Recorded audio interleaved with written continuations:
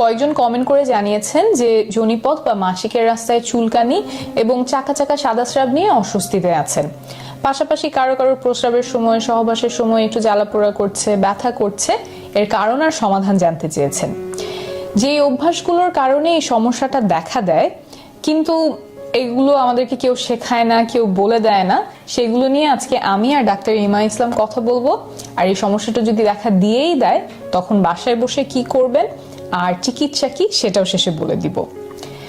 তো এই যে যোনিপথে বা মাসিকের রাস্তায় চুলকানি, চাকা চাকা সাদা স্রাব, এটা সাধারণত হয় ফাঙ্গাল ইনফেকশনের কারণে। অনেকের ক্ষেত্রে এটা দেখা দেয় কারণ যোনিপথটা ভেজা থাকে। তো যোনিপথটা তো দিনে বিভিন্ন কারণেই ভেজাতে হয়, পরিষ্কার করতে হয়। পরিষ্কার করার পরে একটু খেয়াল করে সময় নিয়ে জায়গাটা শুকিয়ে নেবেন। আর পরিষ্কার করার ক্ষেত্রে অবশ্যই মাথায় রাখবেন যে মাসিকের রাস্তার ভেতরটা কিন্তু আপনার পরিষ্কার করতে হবে না, এটা নিজে থেকেই নিজেকে পরিষ্কার রাখে। শুধুমাত্র বাইরের জায়গাটা পরিষ্কার করবেন। পরিষ্কার নিয়ে ডক্টর ইমা ইসলাম, আপনি একটু আগে একটু বলছিলেন যে যে জিনিসগুলো দিয়ে অনেকে পরিষ্কার করে, যেটা আমাদের এই ফাঙ্গাল ইনফেকশনের সম্ভাবনা বাড়ায়। হ্যাঁ, ওই যেটা বলছিলাম সেটা হলো যে অনেকে দেখা যায় যে সাবান, শাওয়ার জেল এগুলো ইউজ করছেন। কেউ কেউ আবার এখন নতুন করে কিছু স্পেশাল মানে বিশেষভাবে বানানো ভ্যাজাইনাল ওয়াশ পাওয়া যায়, সেগুলো ব্যবহার করেন। আবার কেউ কেউ পারফিউমও ব্যবহার করেন। এগুলো সবগুলোই কিন্তু যোনিপথের যে পরিবেশটার কথা ডক্টর তাসনিম যারা বলছিলেন, সে পরিবেশে একটু সমস্যা তৈরি করতে পারে।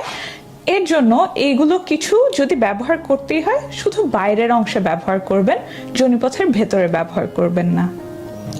আর এই যে এই জায়গাটাতে আমরা কোন কাপড়টা পরছি সেটাও খুব গুরুত্বপূর্ণ। অন্তর্বাস বা আন্ডারওয়্যার, ইভেন পায়জামাটাও সেটা সুতির কাপড়ের হলে ভালো হয়। যেটা এই যেই কাপড়টা এই জায়গাটার কাছাকাছি থাকবে, সংস্পর্শে থাকবে, সেটা সুতির কাপড় হলে ভালো হয় এবং ঢিলে ঢালা হলে ভালো হয়। কারণ খুব টাইট বা আটসাট জামা, অন্তর্বাস, আন্ডারওয়্যার যদি এই জায়গাটাতে থাকে, তখন সেটাই ফাঙ্গাসের গ্রোথ অর্থাৎ ফাঙ্গাল ইনফেকশনের সম্ভাবনাটা বাড়িয়ে দেয়। তাই কোন কাপড়টা আমরা ওখানে পরছি এটা খুব খেয়াল রাখতে হবে। সুতির কাপড়, ঢিলে ঢালা কাপড় হলে খুব ভালো হয়। আরেকটা কথা, আমাদের দেশে অ্যান্টিবায়োটিক অনেক সহজলভ্য। দেখা যায় বিভিন্ন রোগ টোগ হলে ফার্মাসিতে গিয়ে আমরা অ্যান্টিবায়োটিক কিনে খেয়ে ফেলি। এখন অ্যান্টিবায়োটিক খেলে সমস্যাটা যেটা হয়, অ্যান্টিবায়োটিক শরীরের খারাপ জীবাণুগুলোকে তো মেরে ফেলেই, সাথে ভালো জীবাণুগুলোকেও মেরে ফেলে। তো যোনিপথে থাকা যে ভালো জীবাণুগুলো থাকে সেগুলোও মরে যায়। যোনিপথের যে স্বাভাবিক ভারসাম্য থাকার কথা সেটা নষ্ট হয়ে যায়। ফলে ফাঙ্গাসগুলো বেড়ে গিয়ে ফাঙ্গাল ইনফেকশন হতে পারে। আরেকটা এখানে ছোট্ট একটা জিনিস, সেটা হচ্ছে অনেক সময় দেখা যায় যার বারবার এই ফাঙ্গাল ইনফেকশন হচ্ছে তার হয়তো ডায়াবেটিস আছে। অর্থাৎ আপনার যদি মনে হয় যে আপনার খুব বারবার এই ফাঙ্গাল ইনফেকশন হচ্ছে, আপনি সব সাবধানতা মেনে চলছেন, তাহলে একটু ব্লাড সুগারটা টেস্ট করাতে পারেন।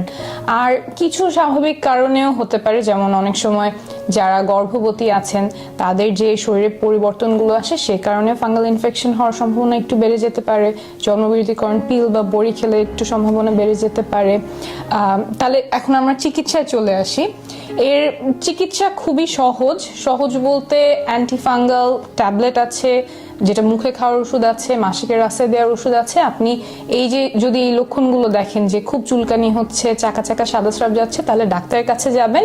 তিনি আপনাকে আপনার জন্য যে ওষুধটা ভালো হবে সেরকম একটা ওষুধ দিবেন। একটু এখানে যে খেয়াল রাখবেন সেটা হচ্ছে, আপনি যদি গর্ভবতী হন তাহলে আপনার জন্য মুখে খাওয়ার অ্যান্টিফাঙ্গাল ওষুধ হবে না, মাসিকের রাস্তায় দেওয়ার ওষুধটা হবে। আর যদি আপনি গর্ভবতী হওয়ার চেষ্টা করছেন, এমন অবস্থাতেও থাকেন বা গর্ভবতী হতে পারেন আগামী কয়েক সপ্তাহে, সেই ক্ষেত্রেও এই সাবধানতাটা মেনে চলতে পারেন। আর যদি ডাক্তারের কাছে যেতে মনে হয় একটু দেরি হচ্ছে কিন্তু চুলকানিতে খুব অস্বস্তি লাগছে, তখন বাসায় বসেই যে কাজটা করতে পারেন, ডক্টর ইমা যদি একটু বলেন। বাসায় বসে যেই কাজটা করে অনেকেই আরাম পান, সেটা একটা সহজ টিপস। সেটা হলো একটা বড় বোল বা গামলার মধ্যে একটু কুসুম গরম পানি আর লবণ সেটা মিশিয়ে অনেকে সেখানে বসে থাকেন। বসে থাকলে এখানে যে চুলকানি বা সিমটমগুলো আছে সেখানে আরাম পাওয়া যেতে পারে। আর আরেকটা জিনিস সেটা হলো যে দই অনেকে ব্যবহার করেন এই চুলকানি কমানোর জন্য। এটা নিয়ে একটা গবেষণা আছে, তেহরান ইরানে 2015 সালে প্রকাশিত একটা গবেষণা আছে, যেখানে দেখা গেছে যে অ্যান্টিফাঙ্গাল ক্রিমের সাথে তুলনা করা হয়েছে মধু এবং দইয়ের একটা কম্বিনেশনে তৈরি করা একটা ক্রিম। সেখানে দেখা গেছে কিছু লক্ষণ কমাতে দই এবং মধুর যে ক্রিমটা সেটা ভালো কাজ করেছে, কিন্তু যেই ফাঙ্গাসের কারণে ইনফেকশনটা হচ্ছে সেইটা দূর করতে অ্যান্টিফাঙ্গাল ক্রিমটাই বেশি কার্যকরী ছিল। তো আমার যদি ফাঙ্গাল ইনফেকশন হয় তাহলে আমি আসলে দই বা টক দই মধু এগুলো ব্যবহার করব না, আমি অ্যান্টিফাঙ্গাল ক্রিমের দিকেই যাব। তো এইটাও আপনারা মাথায় রাখতে পারেন। আচ্ছা, শেষে একটু বলে রাখি, এই যে চাকা চাকা সাদা স্রাব চুলকানি এগুলো হলে তো আপনি ডাক্তারের কাছে যাবেনই এবং উনি দেখবেন যে ফাঙ্গাল ইনফেকশন কিনা, তারপর ওষুধ দিবেন।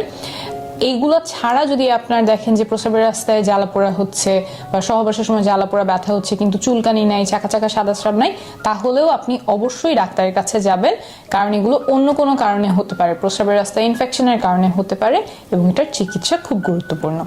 একটা বিশেষ তথ্য, আমরা প্রেগন্যান্সি নিয়ে একটা অ্যাপ তৈরি করছি যেখানে গর্ভকালীন সময় নিয়ে নানান গুরুত্বপূর্ণ তথ্য, পরামর্শ, টিপস, আর্টিকেলস, ভিডিওস, কোর্সেস থাকবে। তাই আপনি যদি গর্ভধারণ করে থাকেন বা গর্ভধারণ করার পরিকল্পনা করে থাকেন তাহলে নিচে একটা ফর্ম থাকবে যেখানে আপনার ইমেল অ্যাড্রেস বা ফোন নাম্বার দিয়ে রাখতে পারেন। আমাদের অ্যাপটা তৈরি হয়ে গেলেই আমরা আপনাকে ডাউনলোড লিঙ্কটা